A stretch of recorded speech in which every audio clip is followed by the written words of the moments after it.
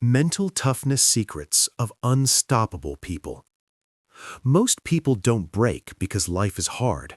They break because their mindset is weak. Pressure doesn't destroy you, it reveals you. And if you crumble under stress, criticism, rejection, or uncertainty, it's not the world's fault, it's your conditioning. Unstoppable people are not fearless, they are trained.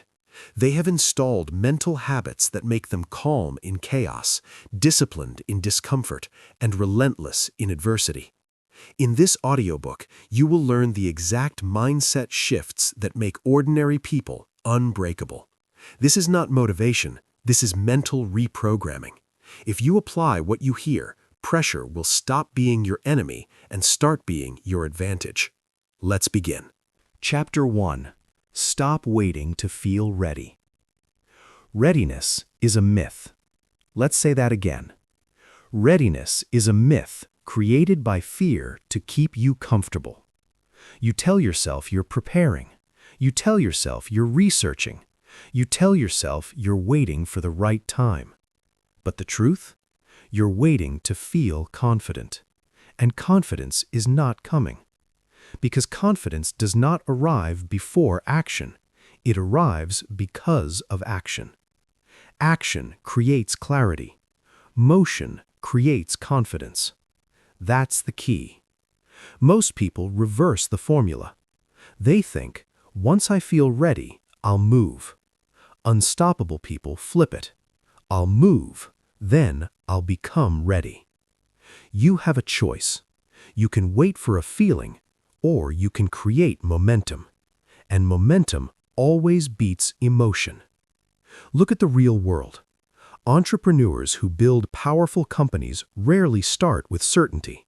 They launch imperfect products. They release version 1.0 knowing it's flawed. They adjust in motion. They learn while bleeding. They refine while being criticized. They don't wait to feel like CEOs. They act like CEOs. Action creates clarity. Motion creates confidence. That's not motivational talk. That's a neurological fact. Your brain rewards movement. It builds evidence. It says, we survived that. And survival builds self-trust. But when you delay, when you hesitate, when you stall under the disguise of preparation, you train your brain to associate action with danger. Delay is self-sabotage disguised as preparation. You don't need another podcast. You don't need another book. You don't need their permission. You need to move. It's not about readiness. It's about discipline. That's the difference between average and unstoppable. Emotions follow behavior, not the other way around. You think elite athletes wake up feeling motivated every day? You think high-level executives feel inspired before every difficult meeting? No, they move first. They train themselves to act while tired, act while uncertain, act while afraid. They don't negotiate with feelings. You, however, have been conditioned to. You wake up and scan your emotions. Do I feel like it? Am I in the mood? Is today the right day? That question is costing you years. Because feelings fluctuate. Identity does not.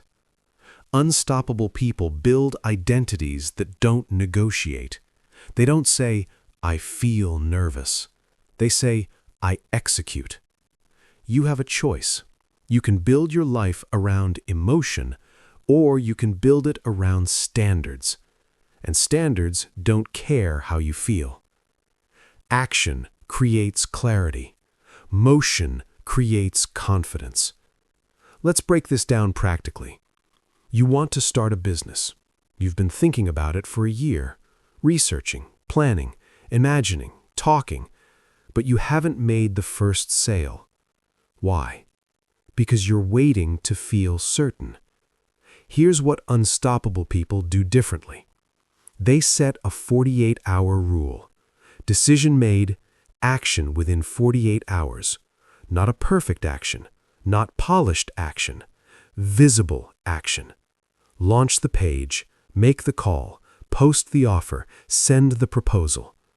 They shrink the gap between decision and execution. That gap is where fear lives. The longer the gap, the louder the fear. The shorter the gap, the weaker the fear. You don't eliminate fear by thinking. You eliminate fear by acting. That's the key. And here's something most people won't admit. Waiting weakens your identity. Every time you delay, you send yourself a message.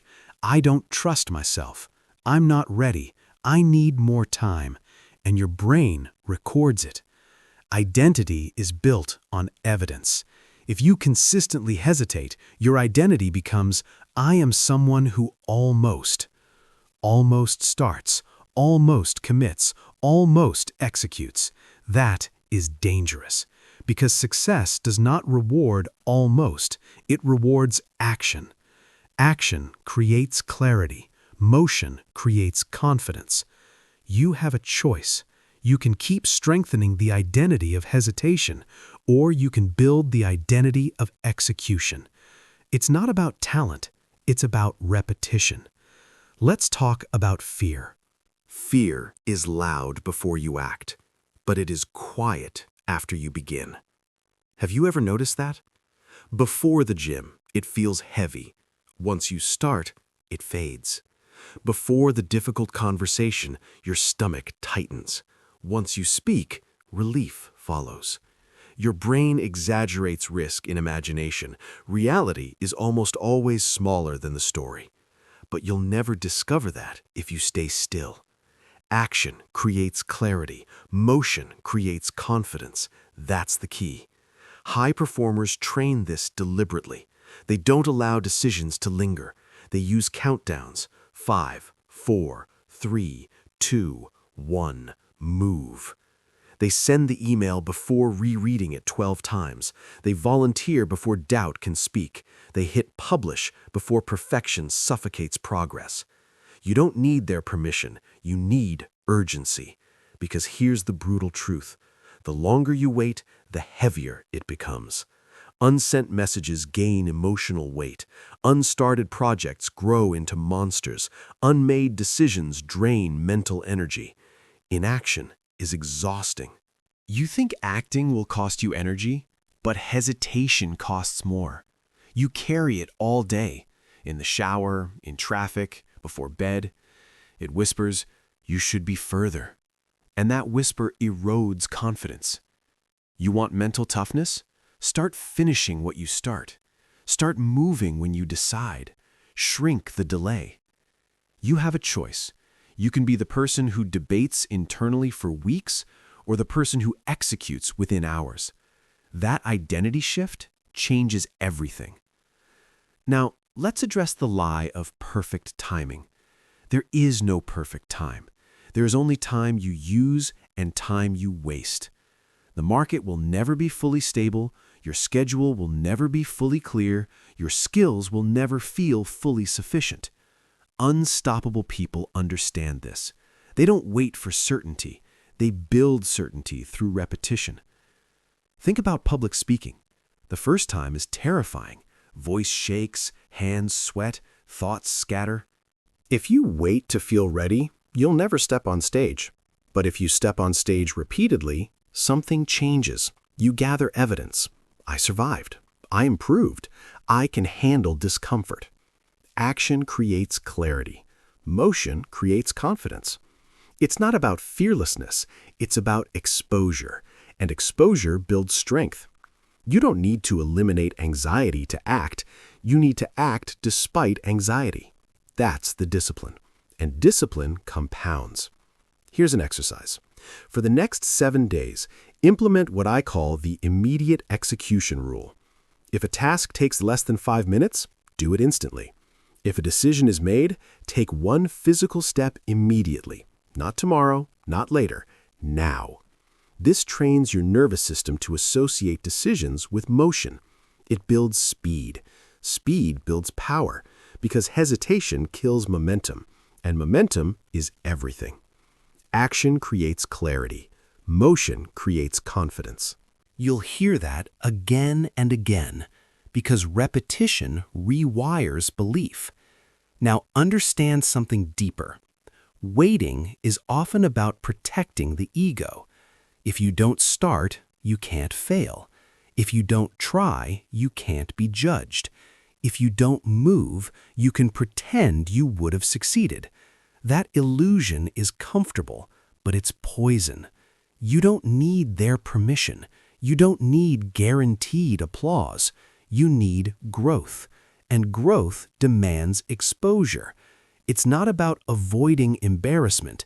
It's about building resilience. You have a choice: protect your ego or expand your capacity. Only one builds mental toughness. Unstoppable people are not more confident than you. They are more conditioned than you. They have practiced acting under discomfort so many times that it feels normal. They trained their default response to fear. Fear says, wait. They respond, move. That's the difference. And you can train it. Every single day, you are presented with small opportunities to act. Send the message, ask the question, raise your hand, submit the application, start the workout. These small decisions shape your identity, and identity shapes destiny. Stop telling yourself you need more time. Time will pass anyway. The question is, will you pass with it? Action creates clarity. Motion creates confidence. That's the key. Now let's zoom out. This entire audiobook is about becoming unstoppable under pressure. But you cannot handle pressure if you freeze at the starting line. You cannot dominate adversity if you delay simple decisions. Mental toughness begins here, with movement, with speed, by shrinking the gap between thought and action. You don't wait to feel strong, you act and strength follows. You don't wait to feel brave, you act and courage appears. You don't wait to feel confident, you act and confidence compounds. You have a choice. Right now, after this chapter ends, you will feel the urge to delay something.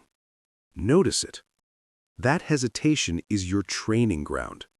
Move anyway. Because readiness is not a prerequisite.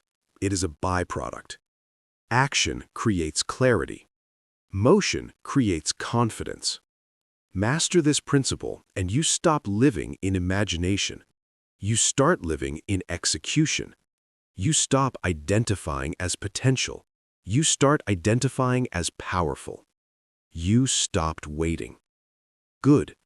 Now that you understand that movement builds strength, you must learn how to handle what movement brings.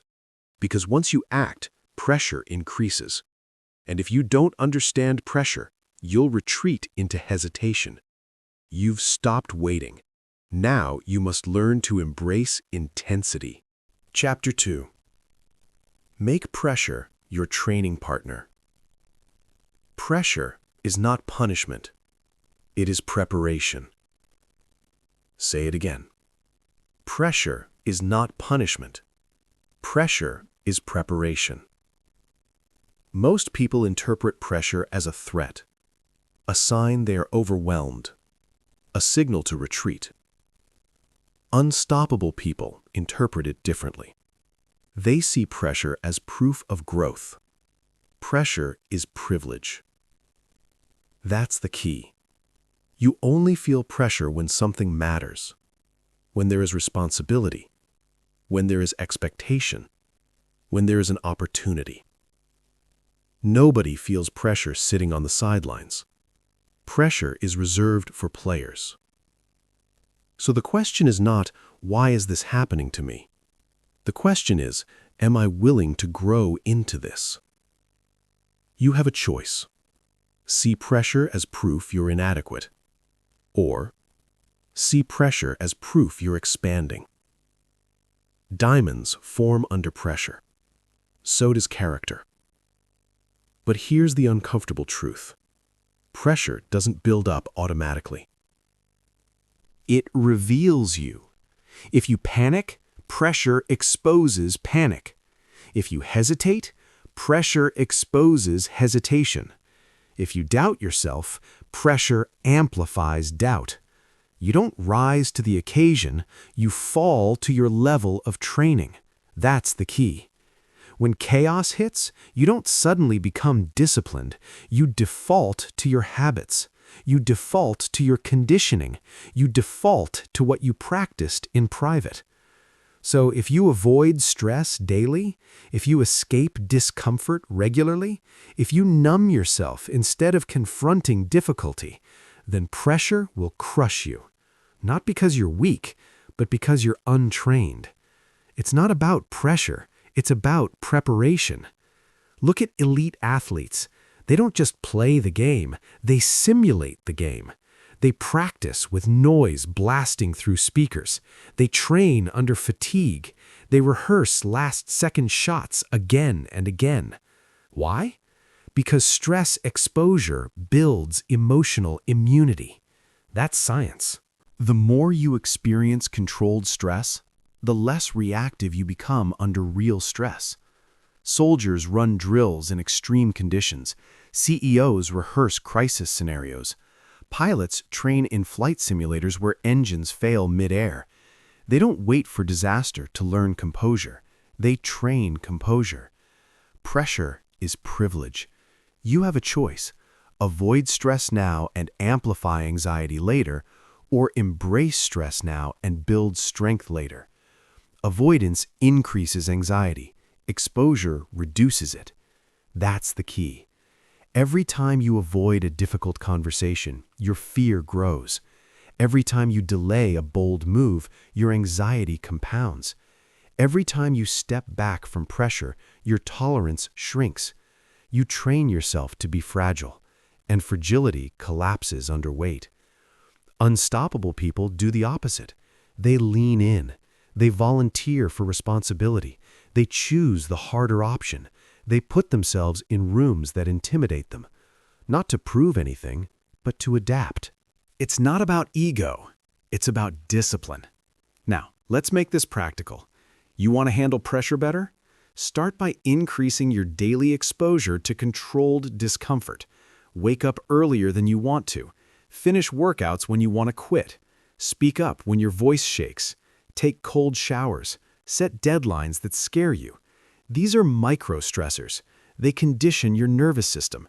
They teach your body we can handle intensity. You don't need their permission to train.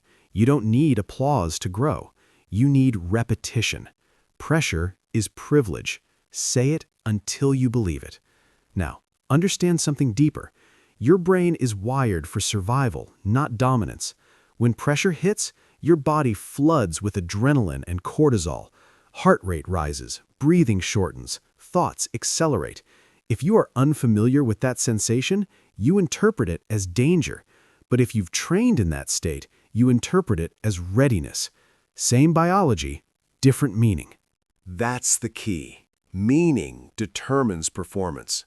An untrained mind says, I'm nervous, I can't handle this. Trained mind says, I'm activated, let's go. You have a choice. Label pressure as panic or label pressure as power. The sensation is identical. The interpretation is everything. Now let's talk about mental rehearsal. High performers don't just react, they pre-live challenges. They sit quietly and imagine worst-case scenarios. They see the deal falling through. They imagine the crowd going silent. They visualize the unexpected obstacle. And then they imagine themselves responding calmly, breathing steady, voice firm, movements controlled. Why? Because the brain does not fully distinguish between vivid imagination and lived experience. So, when real adversity strikes, it feels familiar, and familiarity reduces fear. You don't rise to the occasion, you fall to your level of training. That includes mental training. Most people fantasize about success. Few rehearse adversity. That's why they collapse when things go wrong. You must train for impact. Ask yourself daily, what if this fails? What if I get rejected? What if this goes badly? Not to scare yourself, but to prepare yourself. Then decide in advance how you will respond, calmly, strategically, decisively. Pressure is privilege, because pressure exposes gaps, and gaps show you what to strengthen. You gave the presentation and stumbled? Good. Now you know what to improve. You launched and received criticism? Good. Now you know what to refine. You faced resistance and felt overwhelmed? Good.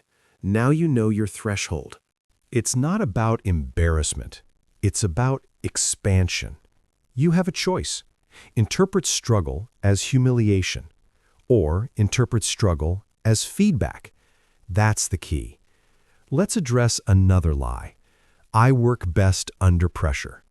No, you perform best under preparation. Pressure without preparation equals chaos. Preparation under pressure equals dominance. Stop glamorizing last-minute panic. Start respecting disciplined rehearsal. It's not about intensity. It's about consistency. Unstoppable people build pressure gradually. They don't jump from comfort to crisis. They deliberately increase difficulty. Heavier weights, bigger audiences, higher stakes. Step by step, they expand their capacity. You can do the same. If you avoid confrontation, start with small ones. Return the wrong order at a restaurant. It's not about embarrassment. It's about expansion. You have a choice. Interpret struggle as humiliation, or interpret struggle as feedback. That's the key. Let's address another lie. I work best under pressure. No, you perform best under preparation. Pressure without preparation equals chaos. Preparation under pressure equals dominance. Stop glamorizing last-minute panic. Start respecting disciplined rehearsal. It's not about intensity. It's about consistency. Unstoppable people build pressure gradually. They don't jump from comfort to crisis. They deliberately increase difficulty. Heavier weights, bigger audiences, higher stakes. Step by step, they expand their capacity. You can do the same. If you avoid confrontation, start with small ones. Return the wrong order at a restaurant. Negotiate a bill. Speak your opinion in a meeting. Build the muscle. If you fear public speaking, record yourself daily.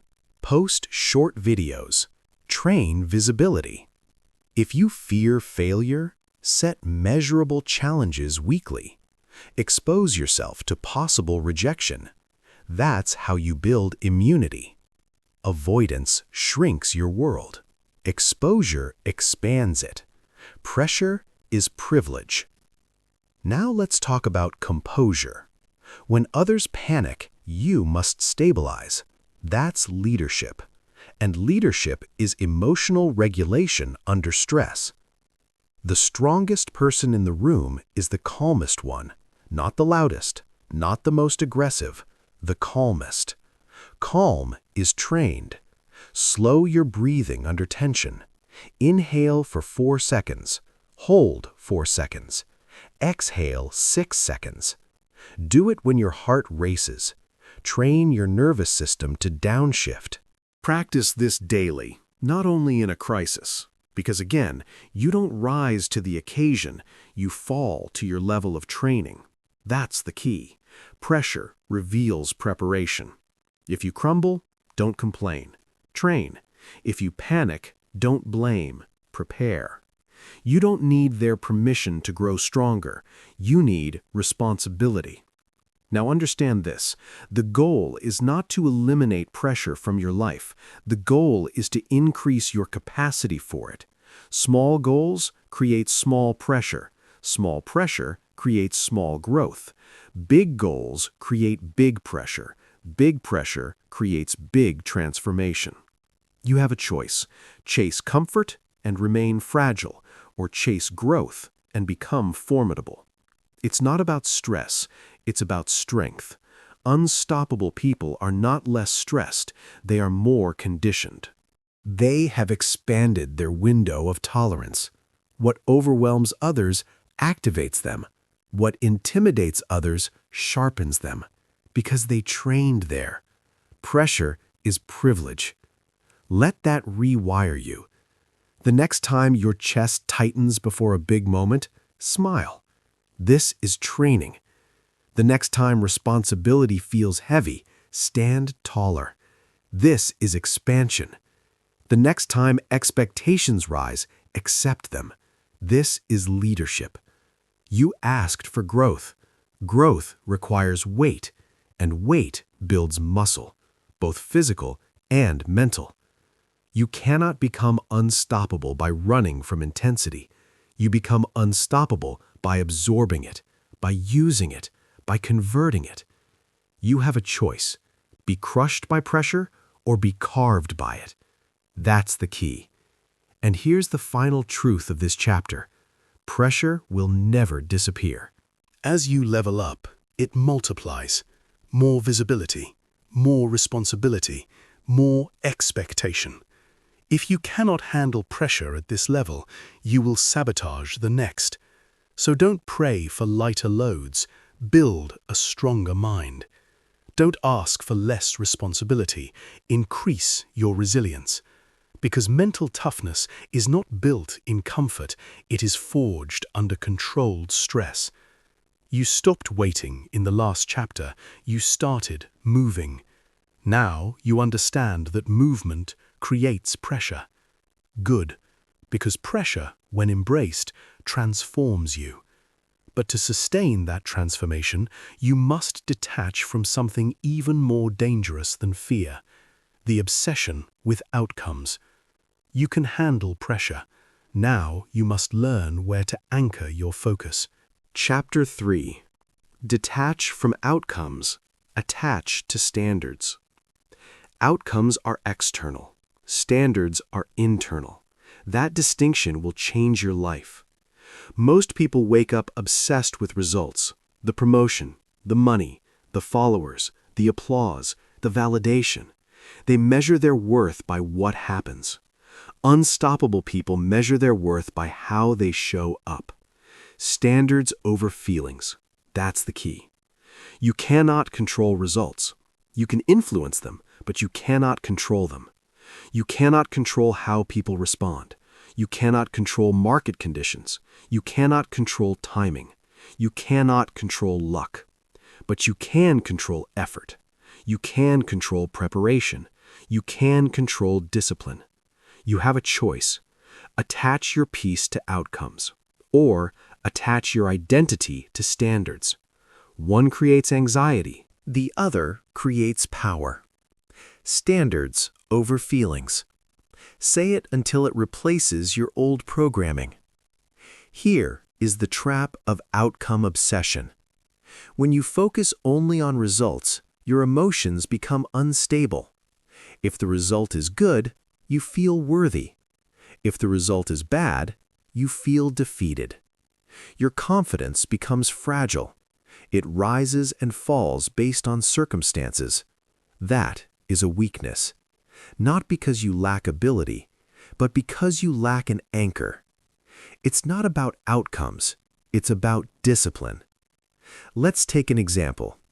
An elite athlete does not obsess over the trophy every morning.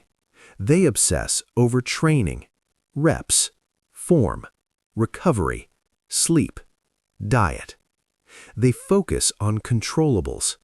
They measure performance by execution, not applause. That's why when competition day arrives, they are calm. They've already won in preparation. You don't rise to the occasion. You fall to your level of training. And your training is defined by standards. Standards over feelings. Now look at your own life. Do your standards change based on mood? Do you work hard only when inspired? Do you eat well only when motivated? Do you practice only when it's convenient? If so, your standards are emotional, and emotional standards produce inconsistent results. Unstoppable people remove emotion from baseline behavior. They decide in advance who they are. I train 5 days a week. I read daily. I speak with respect. I deliver work before deadlines. No negotiation, no mood check. You don't need their permission. You need a non-negotiable code. That's the key. Standards are rules you follow even when nobody is watching, even when nobody is clapping, even when results are slow. Especially when results are slow. Because this is where most people break. They put in effort for a short time, they don't see immediate results, they get discouraged, they quit. Not because the strategy failed, but because their attachment was wrong. They were attached to outcomes, not committed to standards. You have a choice: chase quick validation or build long-term dominance. Standards over feelings. Here's something powerful. When you obsess over outcomes, you create anxiety. Why? Because outcomes live in the future, and the future is uncertain. The mind hates uncertainty, so it spirals. What if this doesn't work? What if I fail? What if they reject me? What if I'm not good enough? That spiral drains energy. But when you shift your focus to the daily process, something changes. Your mind calms down because the process is in your control. You can execute today's workout. You can write today's page. You can make today's calls. You can improve today's skills. You don't control the championship. You control today's reps. That's the key. Dominance is built daily. Let me give you a direct instruction. Define your personal standards in 3 areas. 1. Physical. 2. Professional. 3. Personal integrity. Write them down, not vague ideas, clear rules. For example, physical. I train at least 4 times per week, no excuses. Professional. I complete priority tasks before checking social media. Personal. I keep my word, even when it's inconvenient. These are standards. They don't fluctuate. They don't care how you feel. Standards over feelings. Now understand this. When you repeat standards daily, you build identity. Identity is not built through achievements. It is built on evidence. Every time you honor your standard, you collect proof. Proof that you are disciplined. Proof that you are consistent. Proof that you are reliable. That proof becomes self-trust. Self-trust becomes confidence. Confidence becomes resilience, and resilience makes you unstoppable. It's not about hype, it's about habits. You have a choice: break promises to yourself or build a record of integrity. That's the key. Let's address another truth. Outcome-driven people are easily manipulated. If applause disappears, they stop performing.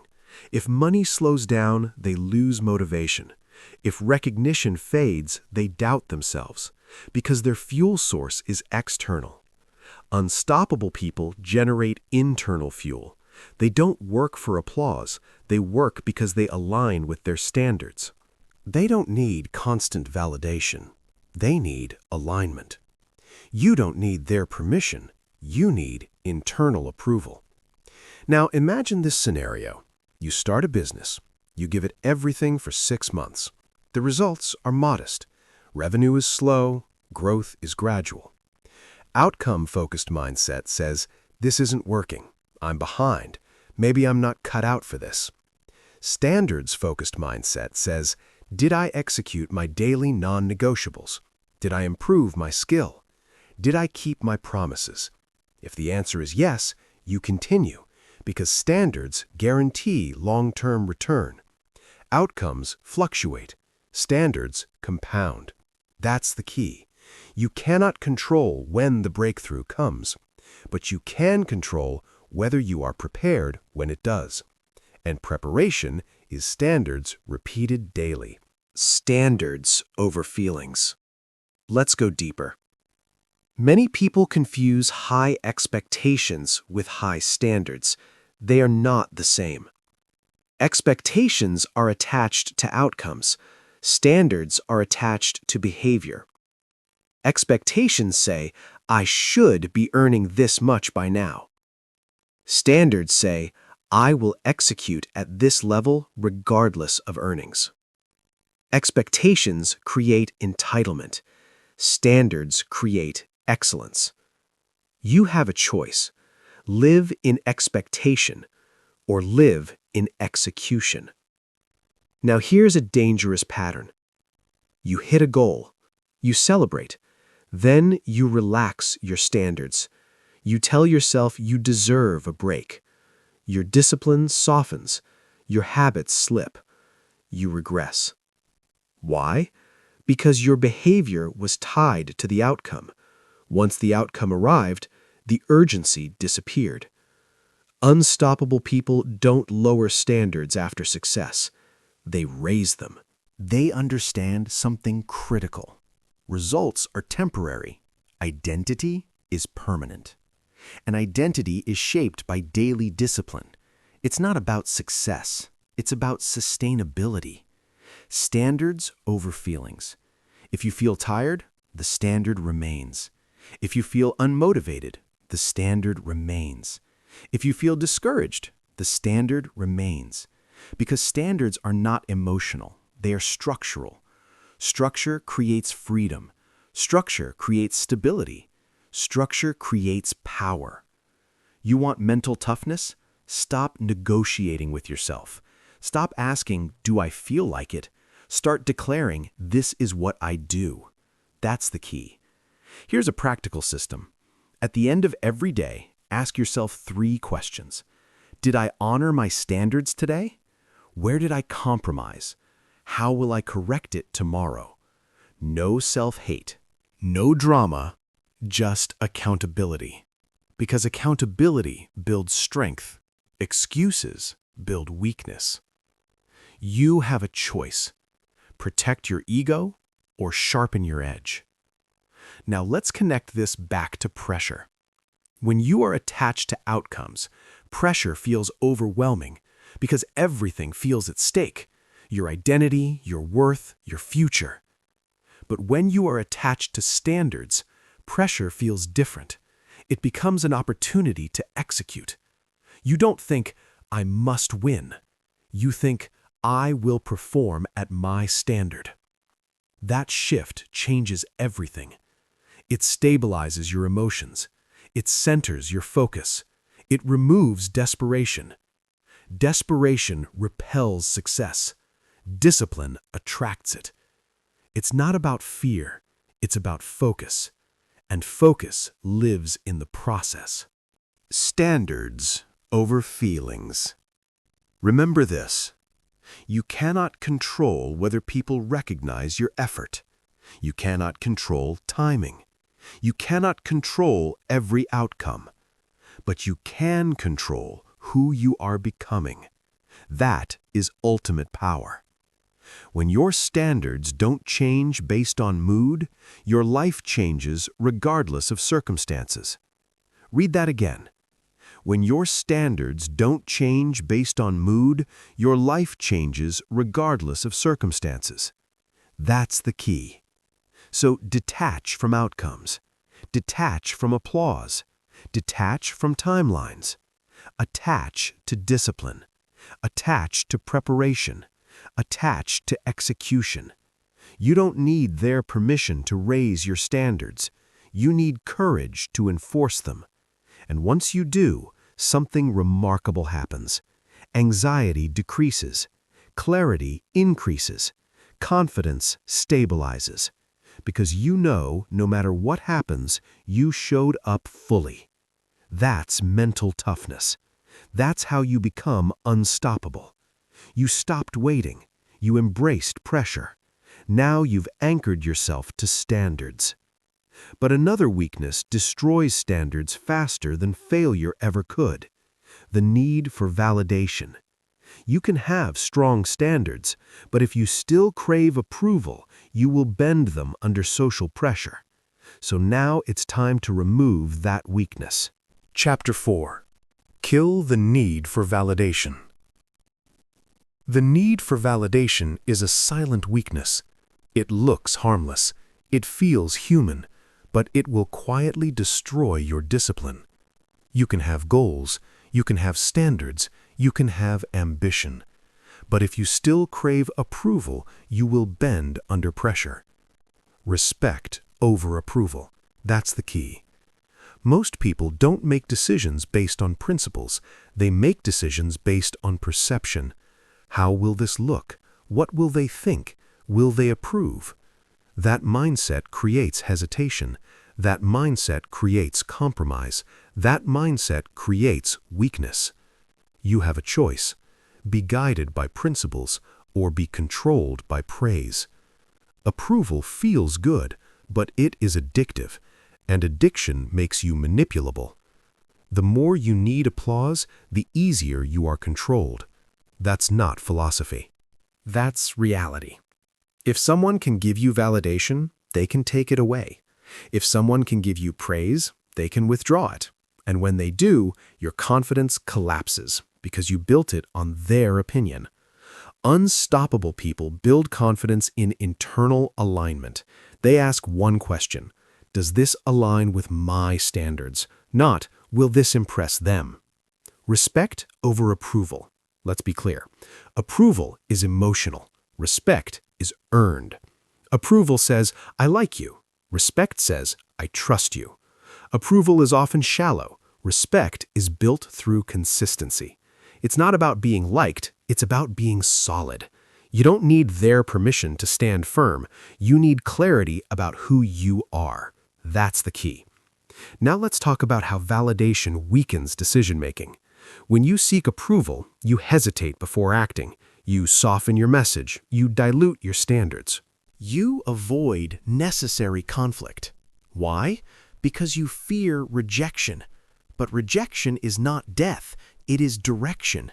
And mentally tough people understand this. They are willing to be misunderstood. They are willing to disappoint others. They are willing to stand alone because they are anchored in principles. You have a choice. Keep everyone comfortable or stay aligned with your values. You cannot do both. It's not about popularity. It's about discipline. Here's an uncomfortable truth. Some of your biggest delays in life have nothing to do with fear of failure. They have everything to do with fear of judgment. You don't launch because people might criticize. You don't speak up because people might disagree. You don't set boundaries because people might be upset. And so you shrink, slowly, quietly. You trade authenticity for acceptance. That trade is expensive.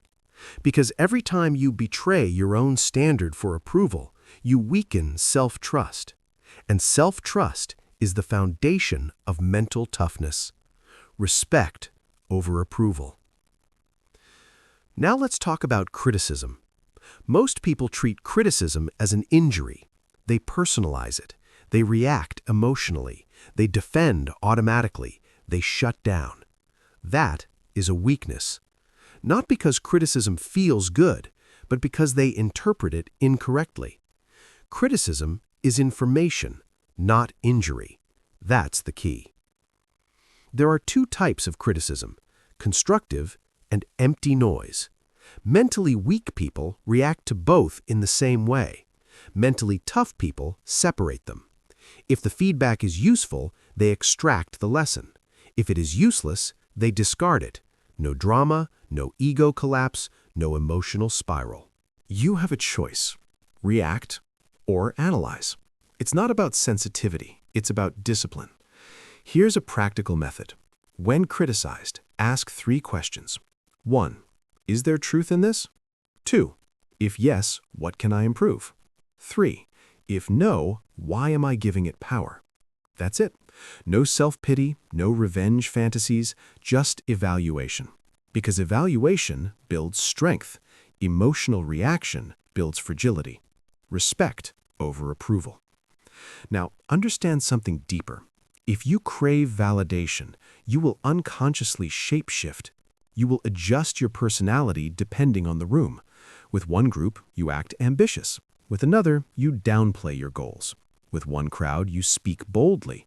With another, you soften your convictions. Why? Because you want acceptance. But that inconsistency fractures identity. A fractured identity cannot handle pressure. You don't need their permission to be consistent. You need courage to be authentic. That's the key. Unstoppable people decide who they are once. Then they show up the same everywhere. Not arrogant, not rigid, but grounded. Grounded in standards, grounded in values, grounded in self-respect. And self-respect is stronger than applause. Let's address social media, the modern validation machine. Likes, comments, shares, views, tiny dopamine hits. It trains you to measure worth in reactions. That is dangerous, because now your mood depends on metrics.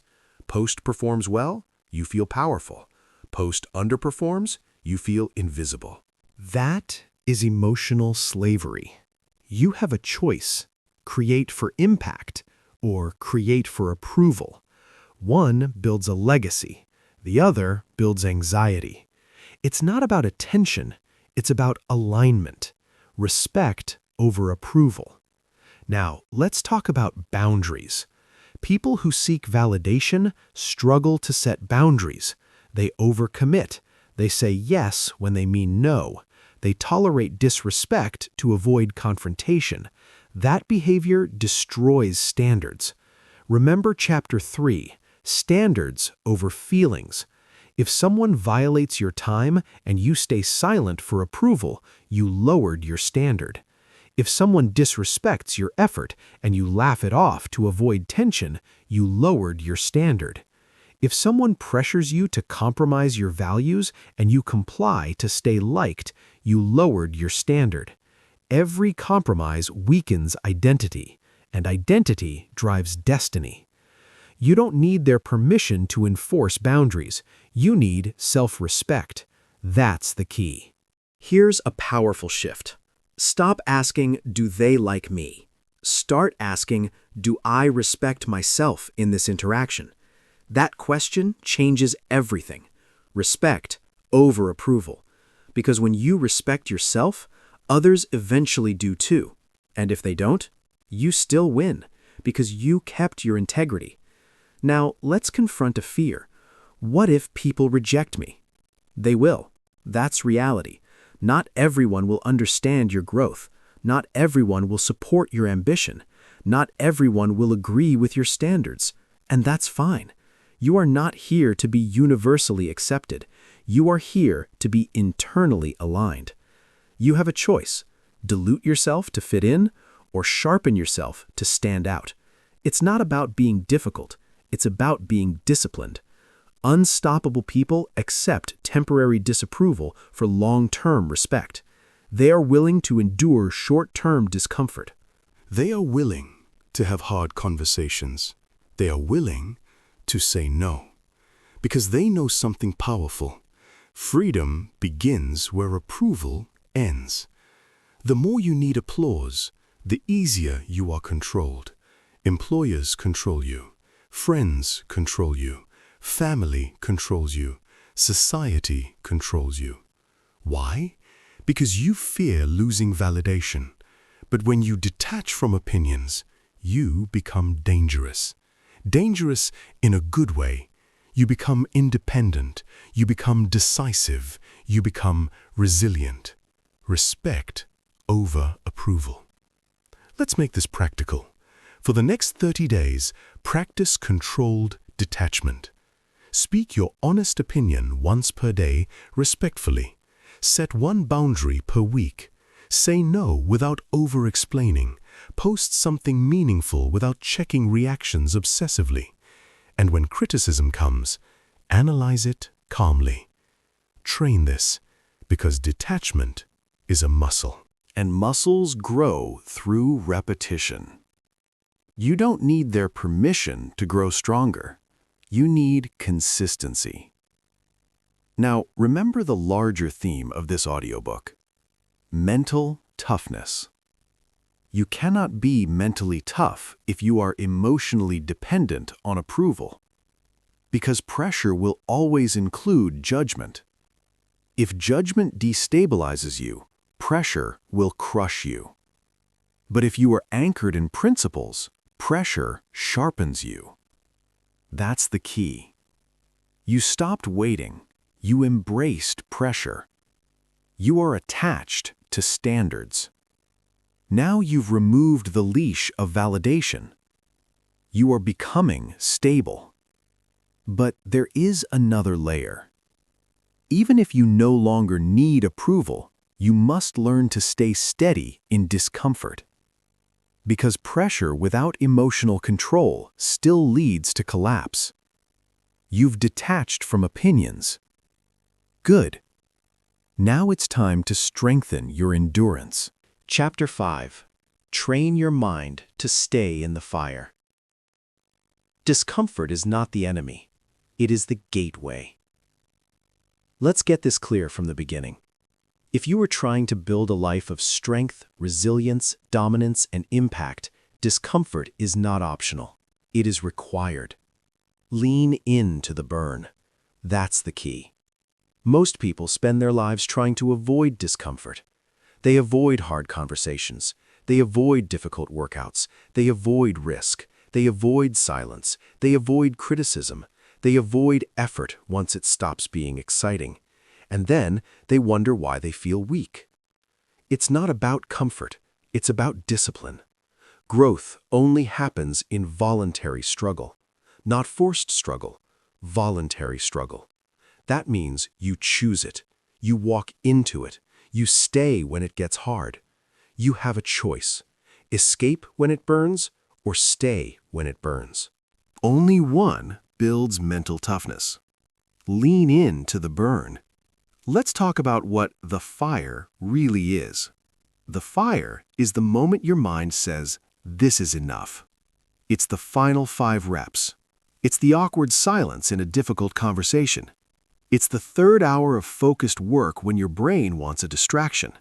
It's the urge to quit when no one would blame you. That's the fire. And most people step out of it too early. They interpret discomfort as danger. But discomfort is not danger. It is an expansion. Your brain exaggerates pain to protect you. That's biology. Your brain's primary job is survival, not growth. So the moment something feels hard, unfamiliar, or intense, your brain says, "Stop. Retreat. This is unsafe." But most modern discomfort is not life-threatening. It is identity-threatening. And that's the difference. You're not in danger. Your ego is. You have a choice. Believe the alarm or evaluate the reality. That's the key. Lean into the burn. Think about physical training. When you lift weights, your muscles burn. Micro tears form. It feels uncomfortable. If you stop at the first sign of discomfort, you never grow. But if you push intelligently past that first wave of resistance, something happens. You adapt. Your body strengthens. Your capacity expands. The same is true mentally. The moment you want to quit is the moment growth begins, not before. Quitting becomes a habit if practiced, and so does endurance. Every time you escape discomfort, you reinforce the identity of someone who avoids. Every time you endure discomfort, you reinforce the identity of someone who withstands. Identity compounds. That's the key. Let's get brutally honest. How many times have you quit something not because you couldn't do it, but because it became uncomfortable? You stopped the workout early. You avoided sending the difficult email. You abandoned the project once excitement faded. You distracted yourself when focus felt hard. That pattern is dangerous because the brain wires through repetition. If you repeatedly quit when it's uncomfortable, quitting becomes automatic. You don't even debate it. You default to it. And under real pressure, you collapse. It's not about weakness. It's about conditioning. You have a choice. Condition escape or condition endurance. Lean into the burn. Now let's talk about thresholds. Your discomfort threshold is not fixed. It expands or shrinks based on exposure. If you constantly choose ease, your threshold lowers. Small challenges feel overwhelming. Minor criticism feels devastating. Basic discipline feels exhausting. But if you deliberately expose yourself to manageable discomfort daily, your threshold rises. What once felt impossible becomes normal. That's how unstoppable people are built. Not through talent, through tolerance. It's not about intensity, it's about discipline.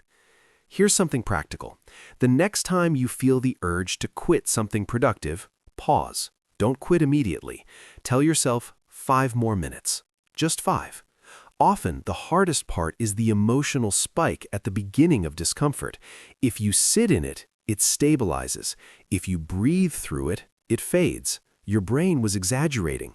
Lean into the burn. That's the key. Let's break down how the brain exaggerates pain.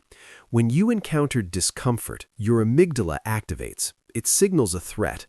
Your body reacts. Heart rate increases, tension rises. Your mind looks for escape. But here's the truth. Most of the time, nothing catastrophic happens if you stay. You feel intensity. Not danger, but because you've trained yourself to escape quickly, your tolerance is low. So intensity feels unbearable. You have a choice. Label discomfort as harm, or label discomfort as growth. That shift changes everything. Now think about difficult conversations. You know you need to speak up, set a boundary, express a concern, but your chest tightens, your thoughts race, you imagine conflict, so you stay silent. Temporary relief, long-term resentment. That avoidance compounds. But if you lean into the burn, speak calmly, directly, something powerful happens. You realize you survived it. Your confidence increases, your self-respect rises, your threshold expands. Lean into the burn, because every time you stay in the fire, you collect evidence. I can handle this. And evidence builds identity. Identity builds resilience. Resilience builds dominance. You have a choice. Stay small and comfortable, or grow through friction. It's not about suffering, it's about strength. Now, let's clarify something important. This is not about reckless self-destruction. It's about intelligent exposure. You don't run into overwhelming trauma without support. You don't ignore real physical injury. Discipline is not stupidity. But most of what you avoid daily is not real danger. It's discomfort. And discomfort is required. Look at any high performer. They train longer, they focus deeper, they tolerate boredom, they endure repetition, they accept monotony. Because mastery is boring before it's brilliant. Lean into the burn. That's the key. You want results? Fall in love with the part that feels uncomfortable. The early mornings, the late nights, the slow progress, the repetition, the silence, the solitude. Because that's where transformation happens. And here's the brutal truth. Motivation disappears in the fire. Only discipline survives. If you rely on motivation, you will quit when it fades. If you rely on discipline, you continue when it's hard. It's not about inspiration, it's about standards. You have a choice. Be emotional or be consistent. Now let's talk about emotional endurance. Staying in the fire doesn't only mean physical effort, it means emotional regulation. When you feel embarrassed, don't shut down. When you feel criticized, don't lash out. When you feel doubt, don't retreat. Stay. Observe. Breathe. Respond with control. That's a strength. That's mental toughness. Lean into the burn of vulnerability, the burn of effort, the burn of growth. Because the burn signals adaptation. If there is no burn, there is no change. Let me give you a training method. Once per day, do one thing that makes you slightly uncomfortable but moves you forward. 1. Speak up in a meeting.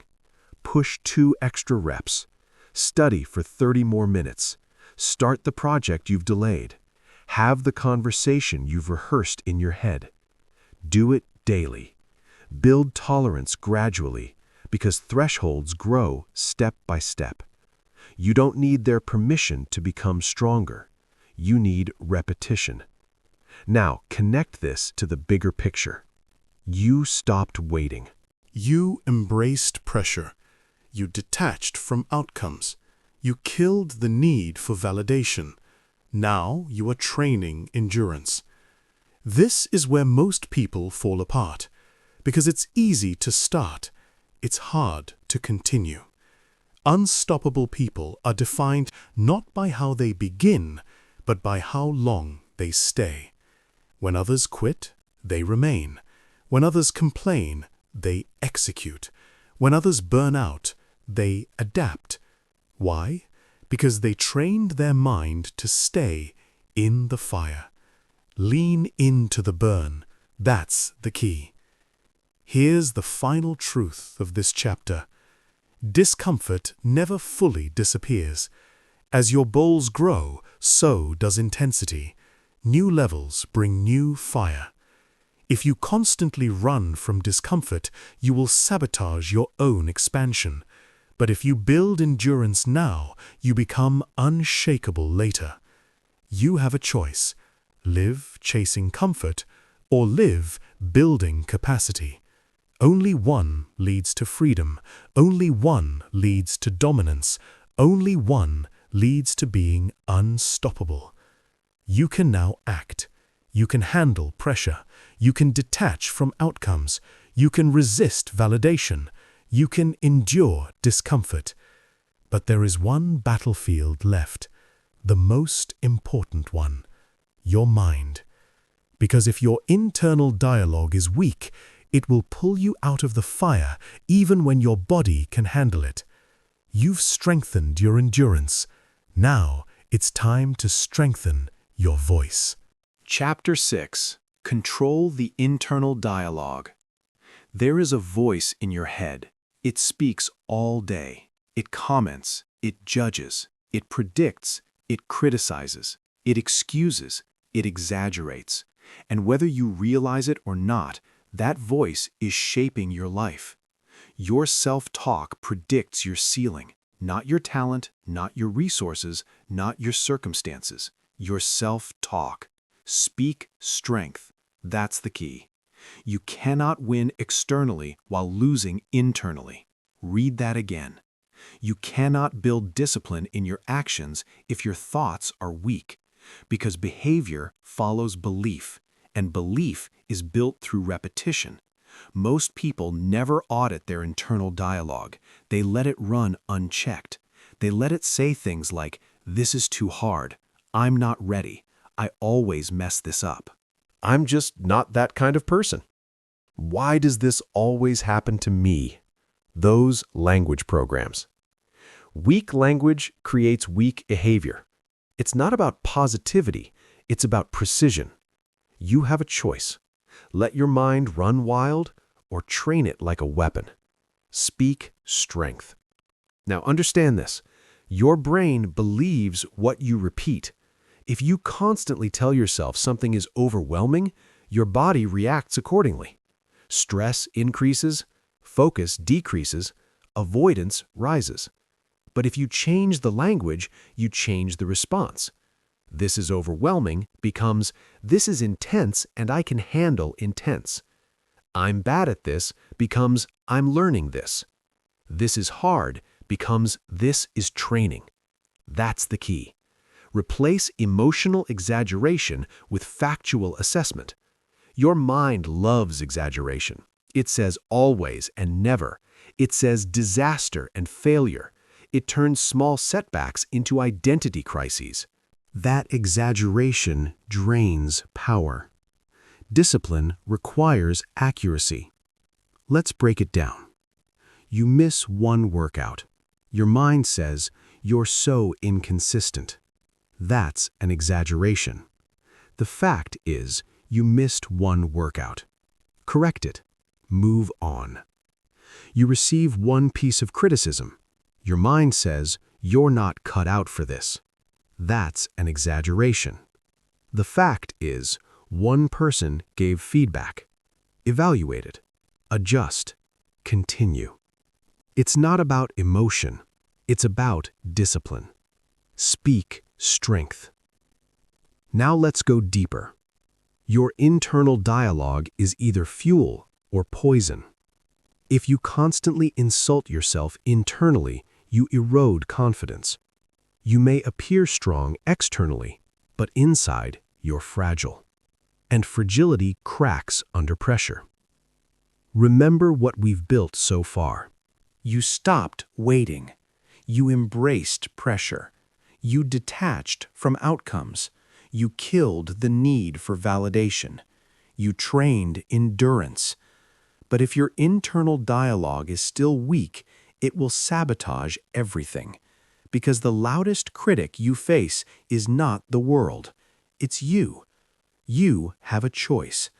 Be your harshest enemy or your most disciplined coach. That's the key. Mentally tough people do not avoid self-criticism. They refine it. They don't say, "I'm terrible."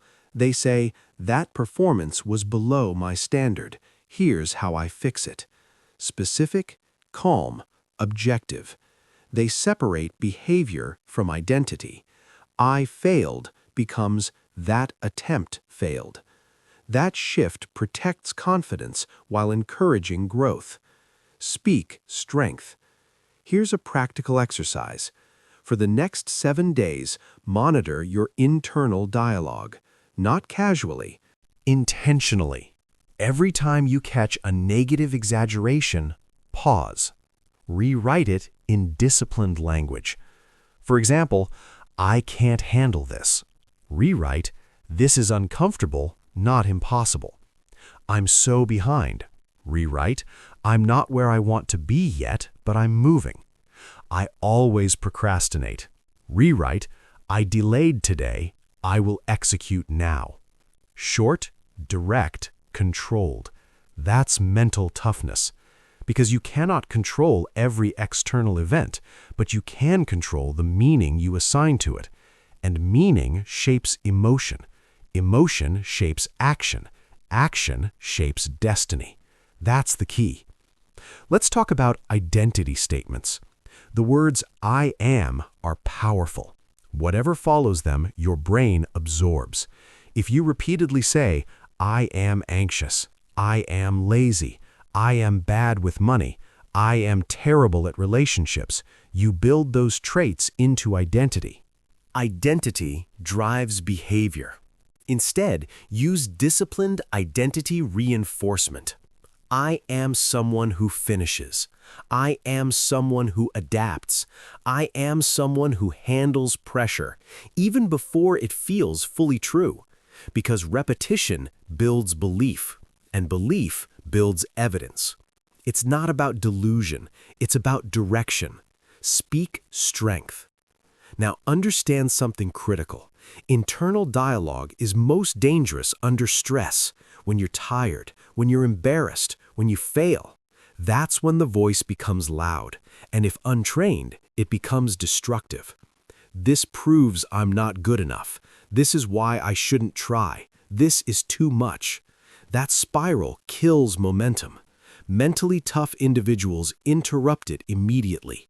They don't let the story grow. They cut it off. They say, "Stop. Reset. Focus." Short commands.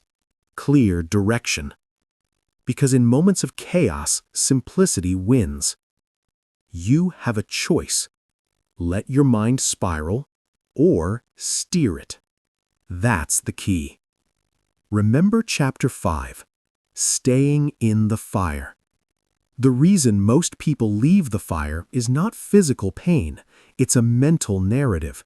They tell themselves they can't continue. They imagine catastrophe. They amplify discomfort. If you control the narrative, you extend your endurance. This burn is growth. This fatigue is adaptation. This stress is preparation. Language reframes experience. Experience shapes capacity. Speak strength. Now let's talk about comparison, one of the most toxic forms of internal dialogue. You see someone ahead of you. Your mind says, I'm behind. You see someone more confident. Your mind says, I'll never be that. Comparison erodes discipline because it shifts focus from execution to envy, and envy is passive. Discipline is active. Replace comparison with competition against yourself. Am I better than yesterday? That's it. Simple. You don't need their permission to progress. You need consistency. Now here's something subtle but powerful. Tone matters. The tone of your internal dialogue matters. Some people try to motivate themselves with aggression. You're pathetic. Do better. What's wrong with you? That may create short bursts of energy, but long-term, it erodes self-trust. Instead, adopt firm but composed language. Get up. Focus. Execute. No drama. No insult. Just direction. That's discipline. It's not about self-hate. It's about self-leadership. You are the leader of your own mind, and leadership requires control. Speak strength. Now, let's connect this to pressure again. Under pressure, your internal dialogue determines your performance. Two people experience the same challenge. One says, I'm going to fail. The other says, this is my moment. Same external reality, different internal script, different outcome. You don't rise to the occasion, you fall to your level of training. And training includes your thoughts. That's the key. Here's another exercise. Create 3 anchor phrases, short statements you repeat under stress. Examples: I stay calm. I execute. I adapt. Repeat them during workouts, during deadlines, during conflict. Program them into your nervous system, so when chaos hits, the response is automatic. Speak strength, because if you do not choose your internal words, your fears will choose them for you. And fear speaks loudly, but discipline speaks clearly. You have a choice: feed doubt or feed direction. Feed weakness or feed strength. It's not about flaws, it's about discipline. And disciplined language builds disciplined behavior. Now remember this powerful truth. Your internal dialogue is private. No one hears it.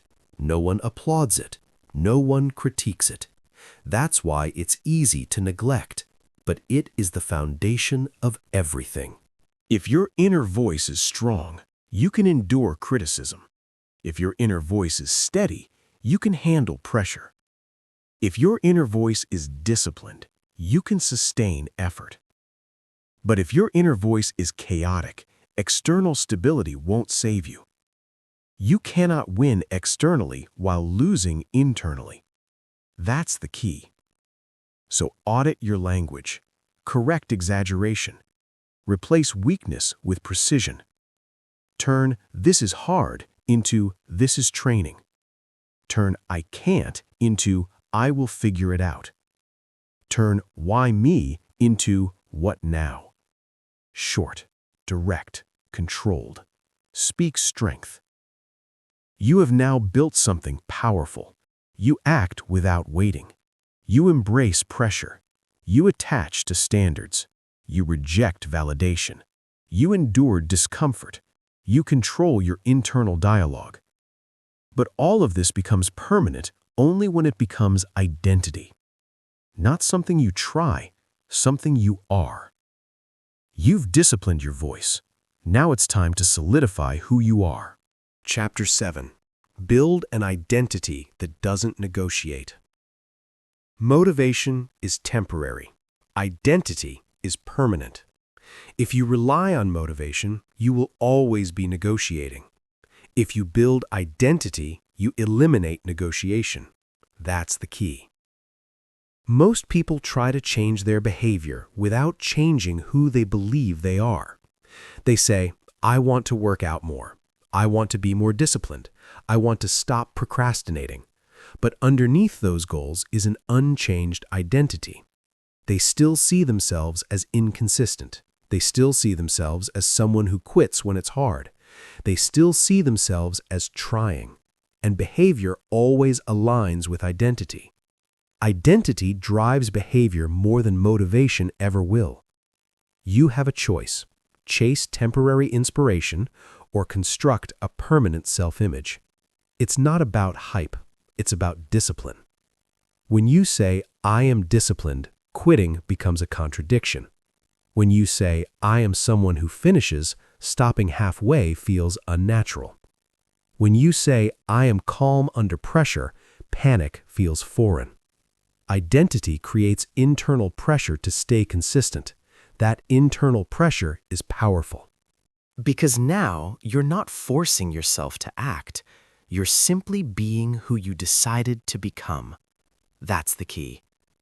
Unstoppable people decide who they are before circumstances test them. They don't wait for adversity to define them. They define themselves first. Then they act accordingly. They say, I am the kind of person who does hard things.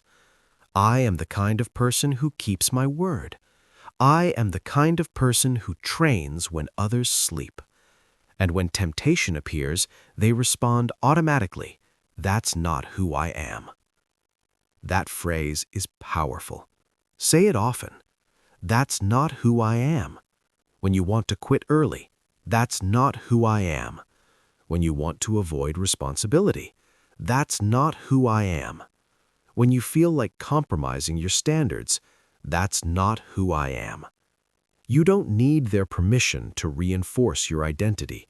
You need repetition, because identity is built through evidence, not intention, not imagination. Evidence, small daily proof, builds unshakable identity. Let's break this down. If you tell yourself you are disciplined, but skip your commitments daily, your brain collects contradictory evidence. The identity weakens. But if you complete small promises consistently, your brain collects proof. Proof builds belief. Belief builds behavior. Behavior builds destiny. That's the key. You want confidence? Keep promises to yourself.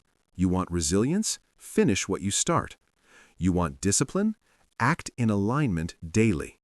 It's not about perfection, it's about consistency. Consistency compounds into confidence. Let's make this practical. Stop setting identity goals based on outcomes. Don't say, I want to be successful. That's vague. Instead, define identity traits. I am consistent. I am focused. I am reliable. Now ask yourself daily, what would a consistent person do right now? What would a focused person do right now? What would a reliable person do right now? Then do that, even if it's uncomfortable, especially if it's uncomfortable. You have a choice. Act based on mood or act based on identity. That's the key. Remember earlier chapters. You stopped waiting. You embraced pressure. You are attached to standards. You killed the need for validation. You endured discomfort. You controlled your internal dialogue. Now you solidify all of it with identity. Because identity removes debate. When identity is weak, everything is a debate. Should I work out? Should I push harder? Should I speak up? But when identity is strong, the answer is automatic. That's not who I am. Now let's address a dangerous pattern.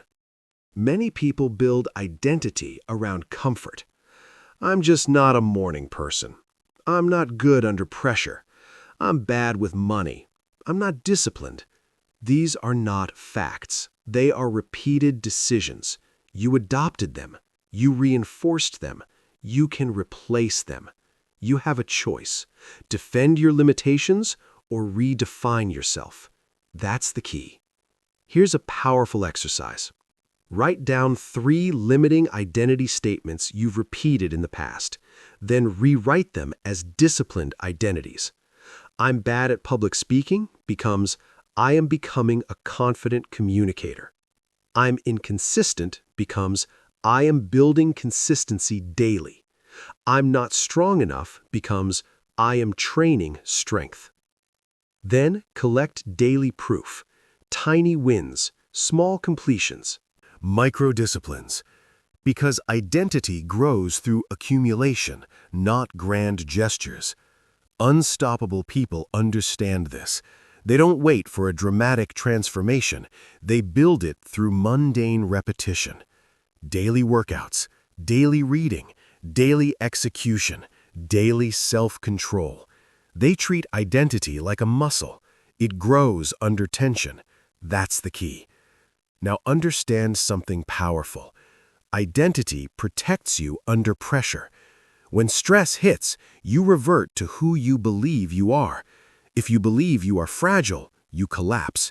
If you believe you are resilient, you adapt. Belief precedes action, so build the belief deliberately.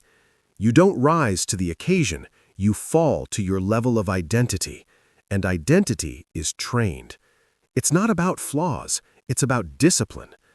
Let's talk about non-negotiables. Every strong identity has non-negotiables, rules that are not debated. For example, I don't break my word. I don't quit mid-task. I don't disrespect my health. I don't blame others for my results. These statements eliminate gray areas. They remove internal arguments, and they create structure. You don't need their permission to establish non-negotiables. You need courage to enforce them. Now let's address setbacks. You will slip. You will make mistakes. You will fall short. That does not destroy identity unless you let it. If you miss one workout, that does not make you undisciplined. If you fail one attempt, that does not make you incapable. Identity is not shattered by a single action. It is shaped by repeated patterns. So when you slip, correct quickly. Don't spiral. Don't dramatize. Return to alignment. Because consistency compounds into confidence. That's the key. And here's another truth. Strong identity creates internal accountability. You don't need external pressure. You don't need someone watching. You don't need applause. You act because it's who you are. That is freedom. Because now your discipline is self-sustaining. You have a choice. Depend on external enforcement or build internal alignment. Now imagine 2 people facing the same challenge. One says, I hope I can handle this. The other says, I handle things like this. The second person has already decided. Identity reduces hesitation, and hesitation kills momentum. That's not who I am. Repeat it when temptation whispers. That's not who I am.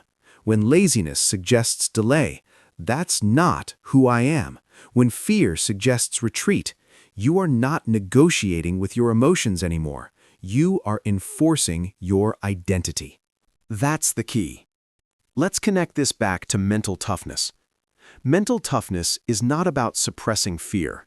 It's about stabilizing identity. When your identity is strong, fear becomes background noise. Discomfort becomes expected. Pressure becomes fuel. Criticism becomes feedback. Because none of those things threaten who you are. You already decided. You already committed.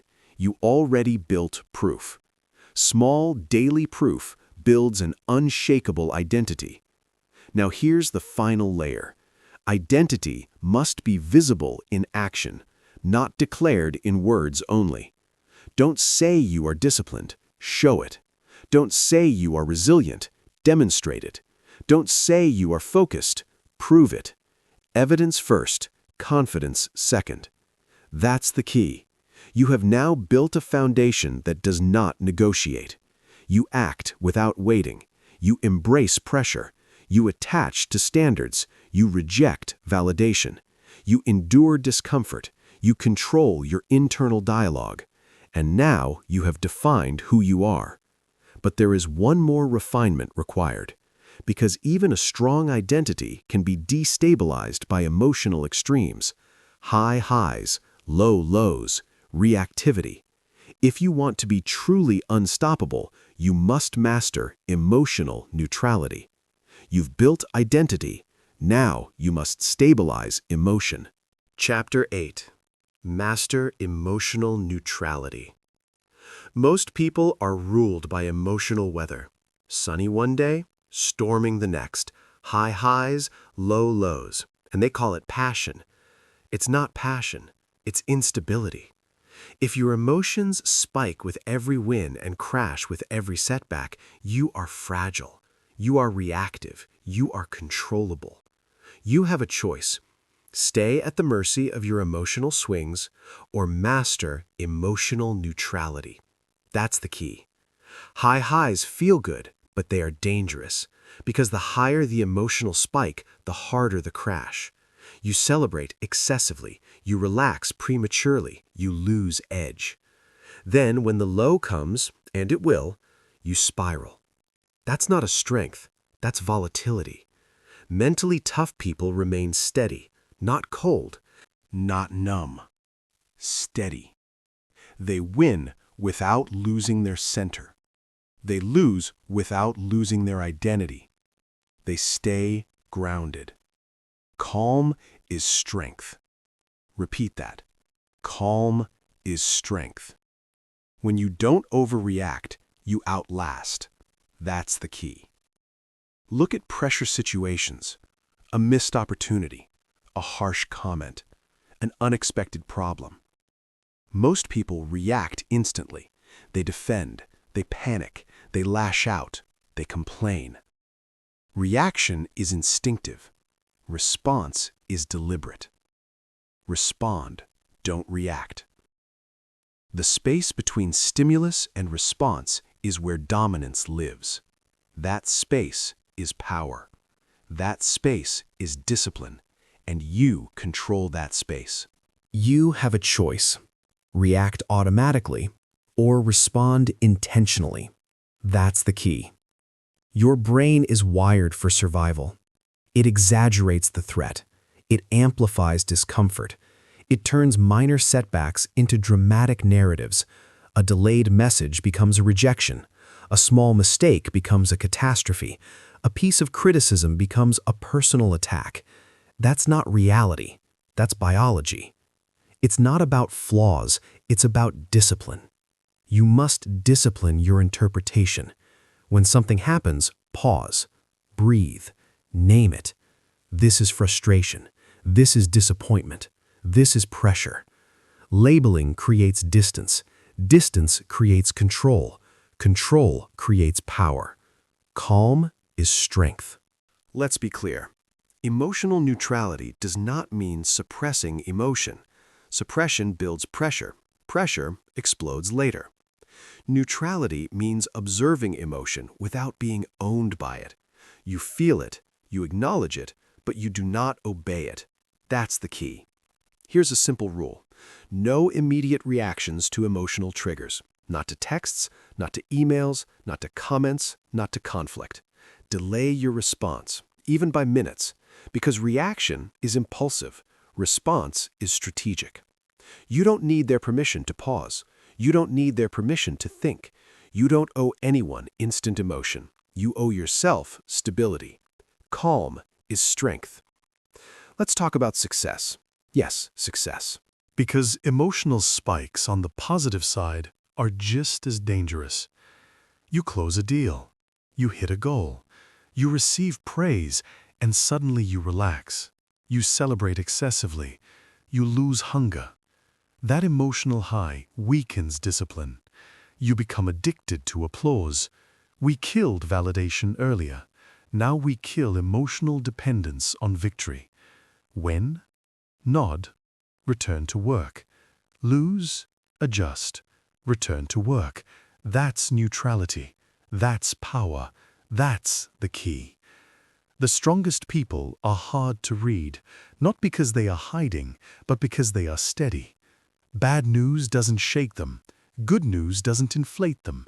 They operate from principle, not emotion. And that makes them dangerous in the best way. Because they are consistent. Consistency compounds into confidence. Emotional chaos destroys consistency. You have a choice. Be dramatic or be dominant. It's not about intensity, it's about discipline.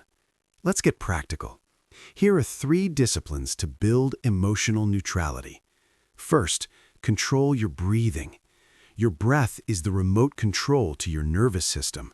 When stress hits, your breathing becomes shallow, your heart rate rises, your body prepares for a threat. Slow it down. Inhale deeply. Exhale slowly. Longer exhale than inhale. Signal safety to your body. Calm is strength. Second, separate facts from stories. Event, the project was rejected. Story, I'm not good enough. They don't respect me. I always fail. See the difference? One is reality. The other is narrative. You must train yourself to ask, what are the facts? Nothing more. Strip emotion from evaluation. Respond to facts, not fiction. That's the key.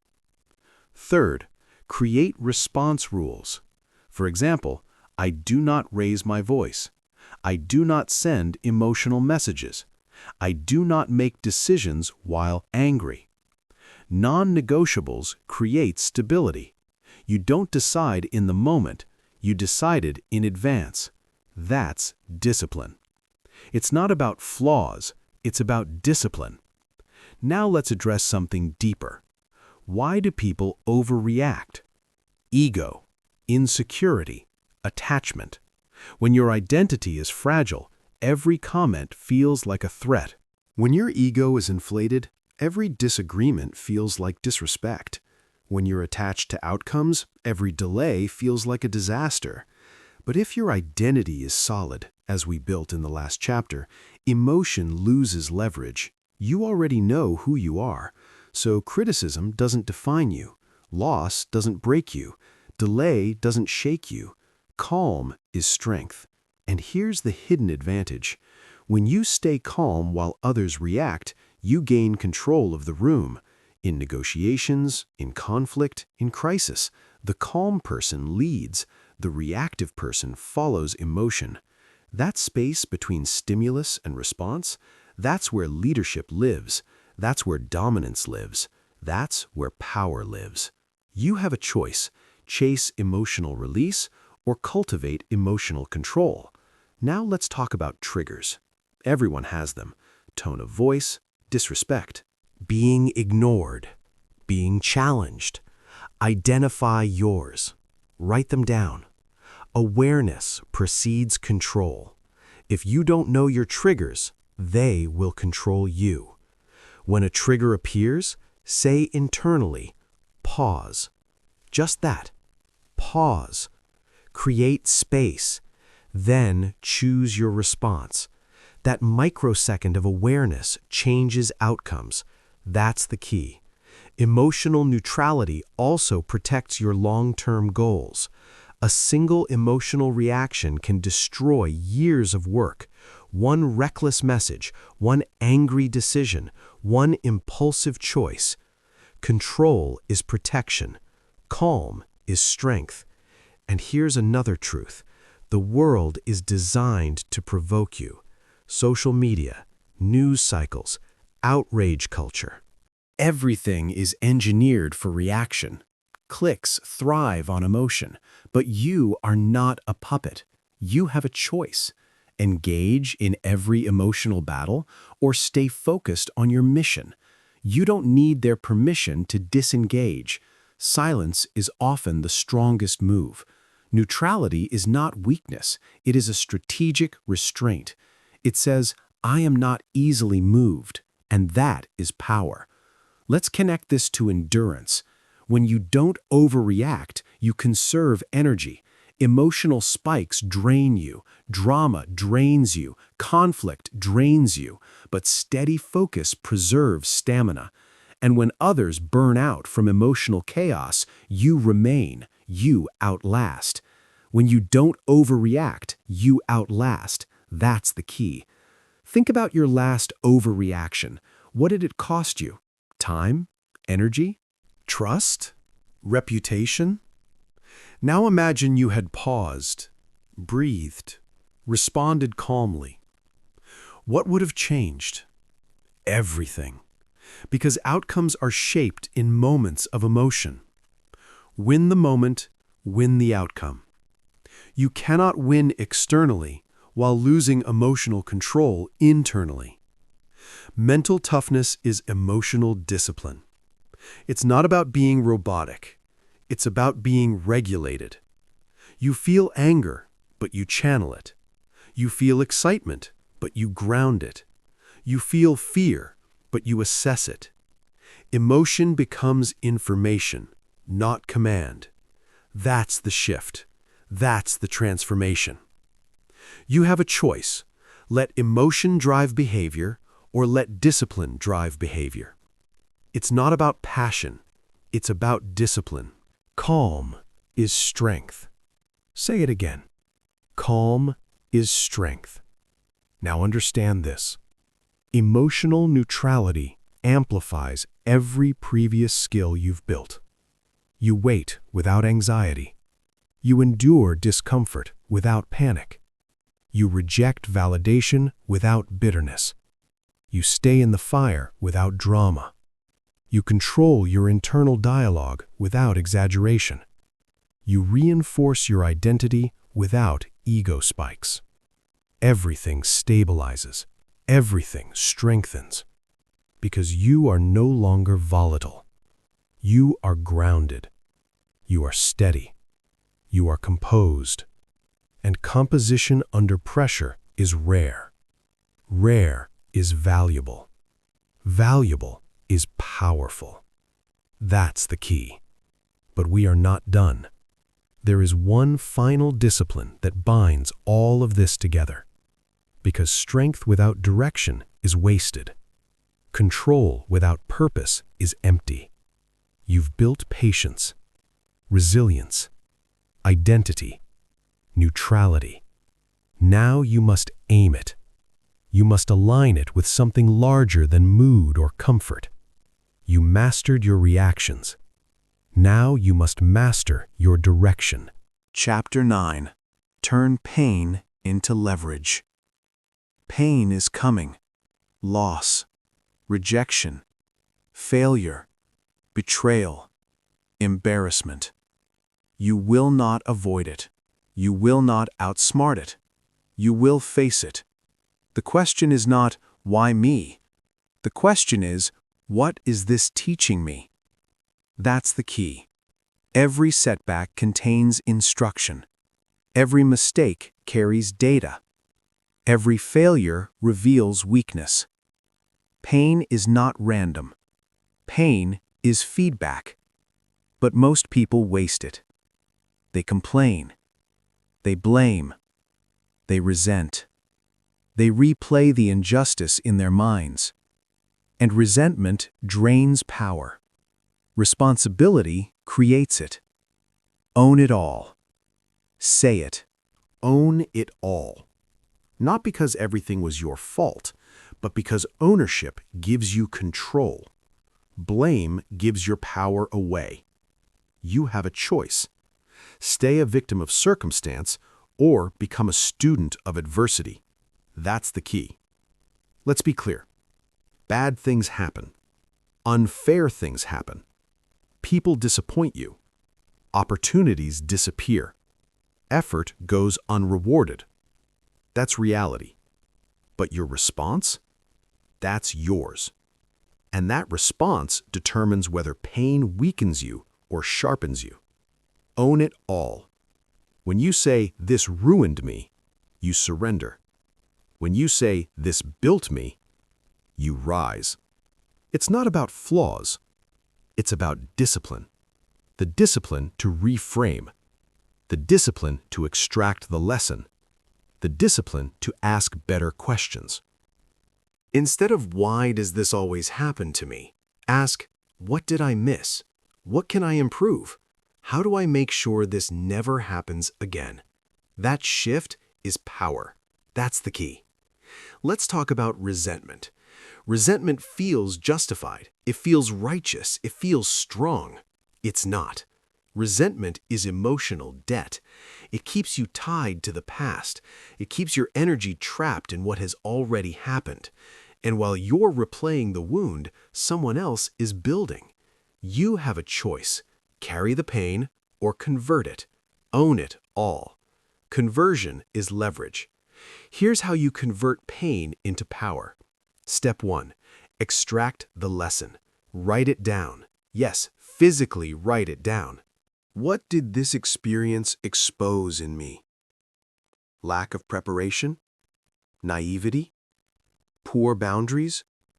Overconfidence? Weak communication? Be honest. Brutally honest. Because clarity is strength, and denial is weakness. Step 2. Design the correction. Pain without adjustment is pointless. If rejection exposed a lack of skill, train. If betrayal exposed weak standards, raise them. If failure exposes inconsistency, build a routine. Instruction demands action. That's the key. Step 3. Build identity from it.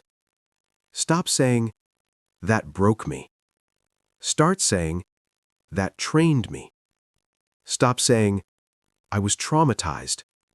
Start saying, "I was tested."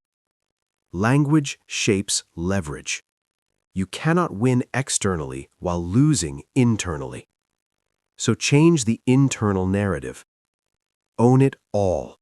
Now let's go deeper. Your hardest experiences can become your competitive advantage. Think about it.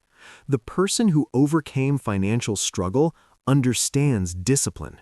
The person who survived rejection understands resilience.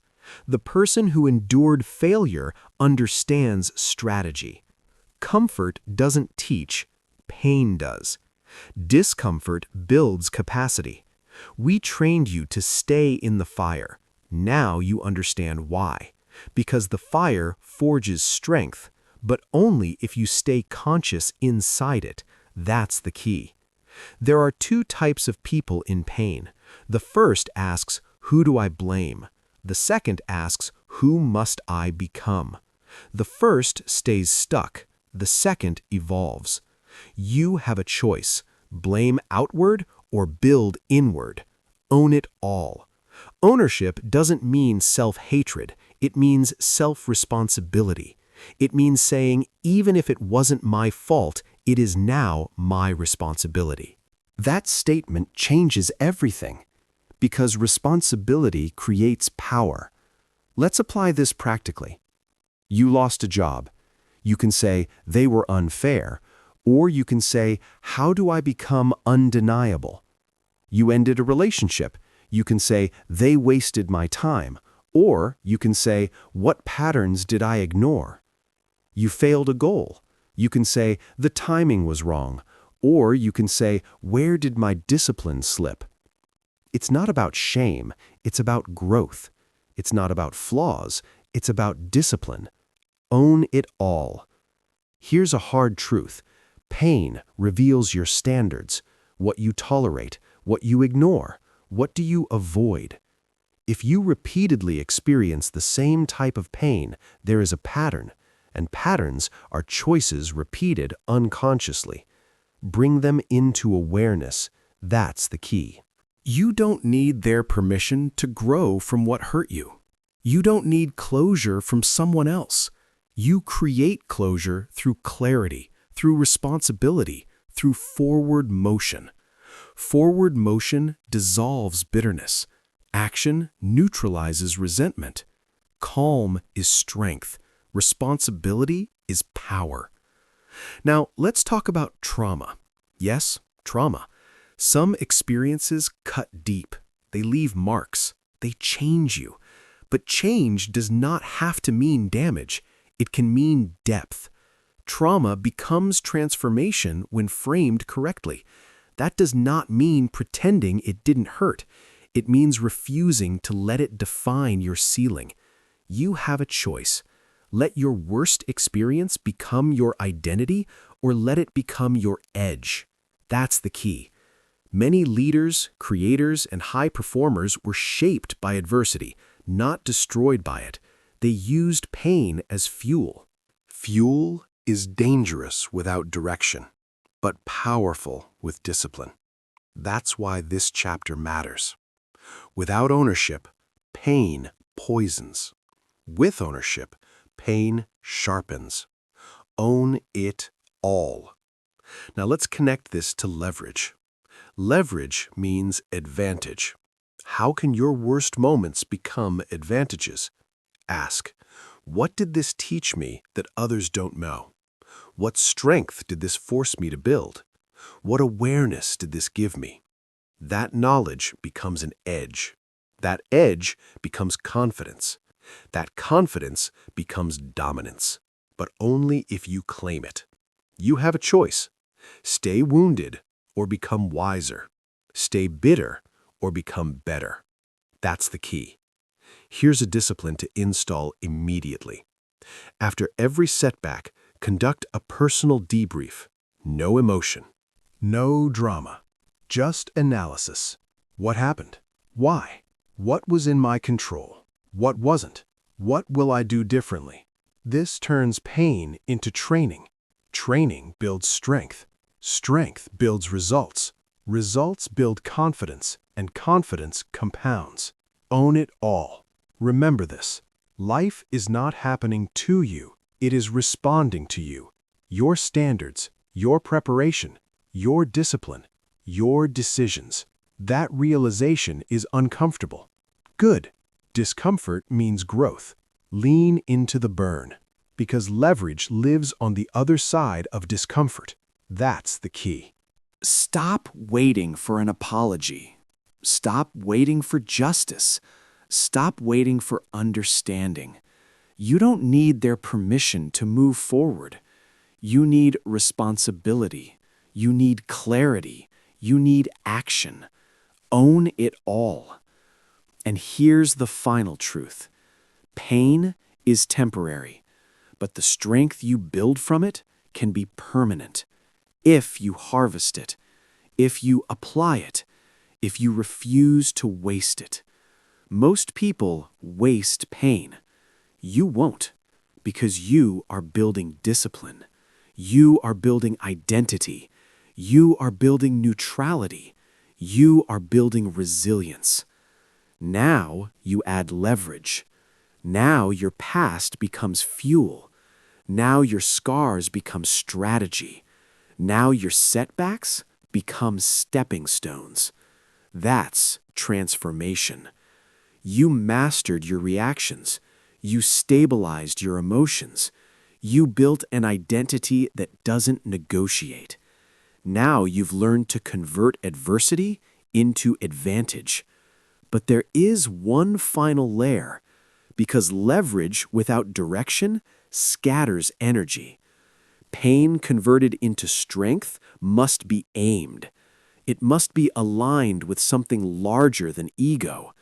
You've turned pain into power. Now you must decide what you are building with it. Chapter 10. Discipline is the ultimate freedom. Most people think freedom is doing whatever they want. Sleeping late, scrolling endlessly, eating whatever, saying yes to every request. avoiding responsibility. That's not freedom. That's chaos. Freedom without discipline is just another form of imprisonment. You think you're free, but your lack of structure enslaves you. You're a slave to impulse, a slave to emotion, a slave to circumstance. That's the reality. Discipline is the key. Discipline is the ultimate freedom. You have a choice. Give in to temptation, follow every whim, or master yourself. That's the key. Let me explain. Structure is not a restriction. Structure is power. Systems guide behavior when willpower falters. Systems automate success when motivation dies. And motivation dies. Always. Motivation is temporary. It spikes, it crashes, it disappears. That's why relying on motivation is dangerous. Systems remain. Systems over moods. Repeat that. Systems over moods. The strongest people don't wait to feel like it. They follow the system, even when they don't feel like it, even when they're tired, even when everything inside them resists. That's freedom. When discipline becomes automatic, you no longer negotiate with yourself. No excuses, no debates, no drama. Action becomes inevitable. Execution becomes predictable. And that predictability creates power. Power over your life, power over your time, power over your destiny. That's freedom. Let's break this down. Imagine your life as a field. Chaos is weeds, impulses, distraction, procrastination. Without discipline, weeds grow unchecked. They strangle potential, they steal energy, they limit growth. Discipline is the tilling, the irrigation, the sunlight, the fertilizer. It cultivates freedom, not because someone grants it, not because circumstances allow it, because you built it. That's the key. Execution requires less thinking when systems exist. When you decide ahead of time how you will act, you reduce decisions. Decision fatigue disappears, focus increases, energy multiplies. Every extra choice you remove is extra power you reclaim. You have a choice. Do things as they come, or design systems that guide you. Systems over moods. Let's be concrete. Morning routine, evening routine, workout schedule, nutrition plan. Work blocks, focus rituals. These are systems. They remove negotiation, they remove hesitation, they remove reliance on motivation. Discipline becomes effortless, and when it's effortless, freedom appears. You can handle crises, you can adapt, you can scale, because the structure is already there. Freedom is not the absence of rules. Freedom is the presence of control, self-control, life control, purposeful control. That's the key. Now let's connect this to all previous lessons. Stop waiting to feel ready. You acted first. Discipline made it predictable. Make pressure your training partner. Systems exposed you to stress repeatedly. You adapted. Detach from outcomes. Standards guided you. Consistency made success inevitable. Kill the need for validation. Internal systems defined action. No applause required. Train your mind to stay in the fire. You endured. Thresholds expanded. Systems ensured persistence. Control the internal dialogue. You spoke with strength. Systems reduced emotional volatility. Build an identity that doesn't negotiate. Actions aligned with self-image. Consistency compounded confidence. Master emotional neutrality. Calm created control. Structure protects you from impulsive reactions. Turn pain into leverage. Setbacks became data. Systems converted adversity into advantage. And now, discipline ties it all together. It's not a restriction, it's power, it's preparation, it's freedom. Now let's address the common objection. I don't want to feel constrained. Good, you should want to feel free. But the freedom you crave is not the absence of rules, it's presence of control. Discipline is control. Control is freedom. Let me give you a practical framework. Step 1. Identify your critical behaviors. What actions determine your results? Write them down. Step 2. Build a system around them. Morning rituals, work sprints, recovery protocols, review cycles. Step 3. Automate execution. Create triggers. Remove reliance on feeling motivated. Step 4. Audit weekly. Are systems functioning? Are outcomes improving? Adjust ruthlessly. Step 5. Let discipline become automatic. When systems run without thought, freedom emerges. This is how the unstoppable operate. They reduce unnecessary decisions. They increase execution. They eliminate hesitation. They conserve energy. They dominate opportunity. That's the key. Now let's reinforce the mindset. You don't need motivation. You don't need luck. You don't need permission. You need discipline. Systems over moods. Discipline is freedom. Execution is power. Every habit you build, every ritual you repeat, every standard you enforce compounds. It compounds into predictability. Predictability compounds into success.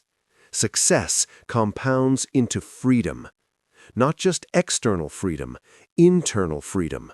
Freedom from doubt, freedom from chaos, freedom from excuses, freedom from weakness. That's ultimate freedom. Here's a reality check. You will face pressure. You will face failure. You will face doubt. Discipline keeps you anchored. It keeps your identity aligned. It keeps your actions consistent. It transforms adversity into progress. It transforms discomfort into growth. It transforms daily action into unstoppable momentum. Systems over moods. Discipline is freedom. Execution is inevitable. You have a choice. Drift, react, hope, or act, plan, execute. That's the key. Now, connect it to your life, your health, your finances, your relationships, your work, your goals. Every area benefits from disciplined structure. Every area suffers without it. That's why the strongest people aren't the smartest. They aren't the luckiest. They are the most disciplined. Discipline reduces stress. Discipline increases predictability. Discipline builds leverage. Discipline creates freedom. Remember this phrase. Say it often. Discipline is freedom. It's the ultimate paradox. Structure liberates. Consistency empowers. Systems protect. Could you ask yourself, are your systems strong enough? Is your discipline consistent enough? Do your actions reflect your standards, your identity, your long-term vision? If yes, could you keep doing? If no, build the system now. Start today. Start immediately. Because freedom waits for no one. Success rewards execution. Life favors the disciplined. That's the final lesson. You have learned, act before ready, embrace pressure, attach to standards, reject validation, endure discomfort, control internal dialogue, build an unshakable identity, stabilize emotion, convert pain into leverage, and finally, discipline ties it all together. Systems over moods. Discipline is freedom. Execution is inevitable. You don't need anyone's permission to be unstoppable. You don't need inspiration to act. You don't need perfect conditions. You need discipline. That's the key. And now, it's time to act. Stop waiting. Start building. Start repeating. Start executing. Your freedom is waiting. Your success is waiting. Your unstoppable life begins now. This is your moment. No excuses, no delay. Discipline is freedom, and you are ready. Mental toughness is not talent. It is not genetics. It is not luck. It is trained. You stop waiting. You run toward pressure.